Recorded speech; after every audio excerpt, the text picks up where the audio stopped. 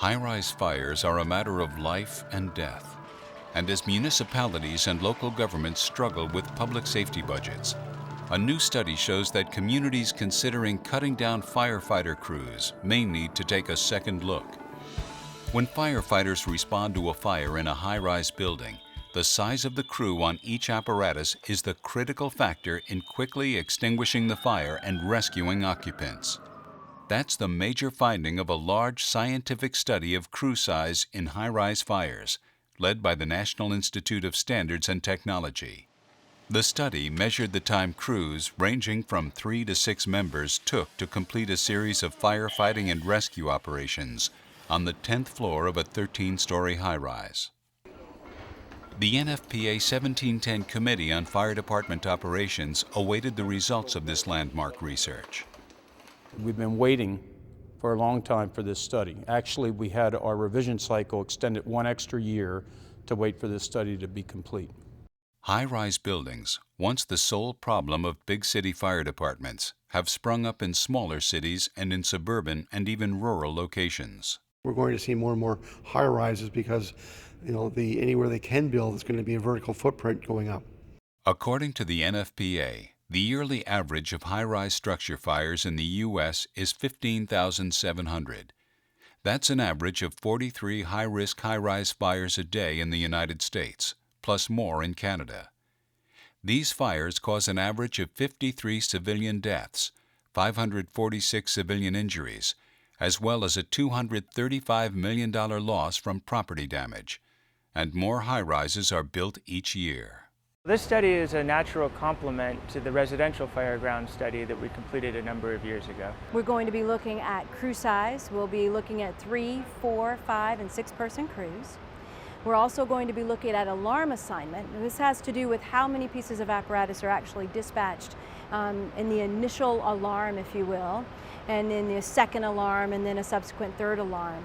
Our third variable has to do with their vertical ascent, whether a stair was used or whether an elevator was used. Because it takes them longer to get set up, smaller crews end up fighting larger fires and facing more toxic environments than larger crews. When you get into these high-risk, high-level emergencies, you need more staffing as far as putting water on the fire out, completing the searches, victim rescue, and so forth. The study concluded that crews of 3 firefighters start at a disadvantage compared to larger crews, and things just keep getting worse. If you're working with a smaller crew size, it's going to take you a longer time to get your task accomplished. When it's life and death and there's fire, it's a matter of seconds. It makes a difference. The study also determined that sending fewer engines and trucks, each staffed with 5 or 6 firefighters, was more effective than sending more vehicles with smaller crews, even when the total number of firefighters on scene was the same. It was definitely better to have that 5. I mean, when you had just a crew of 3, you couldn't search as fast, you couldn't get as much search done effectively as when you have the other help with you. The field tests were conducted in a 13-story vacant high-rise office building in Crystal City, Virginia. This study, it's incredible how realistic that they've been able to turn this vacant building into a very typical vertical, high-hazard, high-rise fire structure. They've been able to do measurements with blind search and rescues. They're advancing 2.5-inch hose lines down hallways. They're actually getting water on a fire. We're able to do this in such a realistic way under very difficult circumstances. No actual fires occurred during the tests. Fire and smoke simulators created realistic visibility conditions on the fire floor and the floor above it. The progress of the fire in each experimental condition was determined by factually validated computer modeling. During each experiment in the study, crews performed a series of 38 timed tasks, including fire suppression, searches of both floors, and rescue and evacuation of 2 victims. What you are about to see is a side-by-side comparison of how different-sized crews performed in the field experiment.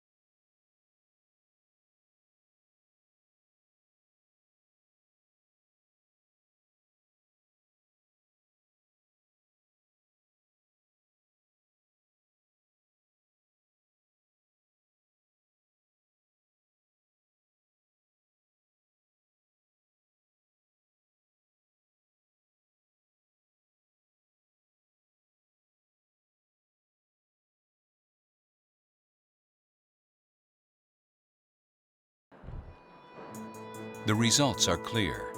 Regardless of other factors, time to completion of all tasks decreased as crew size increased. 3-person crews took an average of about an hour to complete the fire response, whereas crews of 6 firefighters required a mean time of just under 37 minutes for completion of all tasks. One of the things taken away is just how intense it would be to actually really fight a high-rise fire, the mental and physical fatigue that'll set in. It's extremely dangerous, it's extremely labor intensive, and response time is critical in terms of getting firefighters there so they can intervene, and staffing, because you have to have an adequate number of firefighters to carry out these critical tasks. A high-rise fire is a much bigger incident than a residential fire. It requires a lot more people and equipment, and a much more complex incident command. Everything is complicated, and not just by one factor. We're talking much more complicated. There's really no good scenarios in a high-rise building. The firefighters are swimming upstream trying to get to the occupants and get to the fire floor. And then the occupants are swimming downstream through the firefighters trying to get out. In many high-rise fires, you cannot use an elevator, and you have to physically walk up the stairs, carrying all your equipment, carrying your air bottles and all the rest. And remember that you can't just go to a window and get out. In other words, you're going to go out the same way you came in. What about sprinkler systems? New high-rises are usually required to have automated sprinklers. However, these are designed to control the spread of fires, not to extinguish them. But the NFPA reports many high-rise buildings don't have them. 41% of U.S. high-rise office buildings, no sprinklers. 45% of high-rise hotels. 54% of high-rise apartments. And incredibly, 25% of high-rise hospitals and related facilities. Moreover, sprinkler systems fail in about 1 in 14 fires. Everything that the active firefighters on the fire floor and in the search operation use or will need has to be brought up to them. This requires planning and control, and of course, people. If you don't support that quickly, when the firefighters that are on the floor are out of air and there aren't any replacements up there, there isn't equipment up there, you're done. I, for one, had not really appreciated the need to have resources staged within the building. And observing the actual operation where we had a staging officer and had firefighters reporting and fire companies reporting to that staging officer, it became very apparent that someone needs to manage that very important part of the operation. It's important to get the amount of manpower you need on the scene to evacuate your elderly out of the building. It's going to take you a little more time. So you have to worry about suppression as well as rescue. The more people you have to search, the quicker it can get done, the more lives you can probably save or viable victims you can access, as opposed to just having 2 people trying to do it or 3. 5- and 6-person crews completed the search of the fire floor in a third less time than 3- and 4-person crews. The larger crews can split into 2 separate groups and search both parts of the floor in parallel, thereby reducing the overall search time. 3-member crews took almost 12 minutes longer to complete all of the tasks than crews of 4, almost 21 minutes longer than crews of 5, and almost 23 minutes longer than crews of 6. The test results clearly show that the smaller the crew size of arriving units, the longer it takes to extinguish the fire and rescue occupants. The longer it takes to get water on the fire, the greater the overall risk as the fire continues to grow, exposing the occupants to more time in deadly heat and toxic smoke while waiting to be rescued. If you get a crew larger than 3, you have 4, 5, and 6 personnel, the ability to advance a larger hose line in a stairwell is tremendous. So what that means is that we're able to get to a fire sooner before it gets into a flashover stage and involve multiple floors of a building. The biggest take-home from the study is the more people you can bring to the scene in the first few minutes of the incident, the better you're going to be able to impact that incident. And that means save people's lives.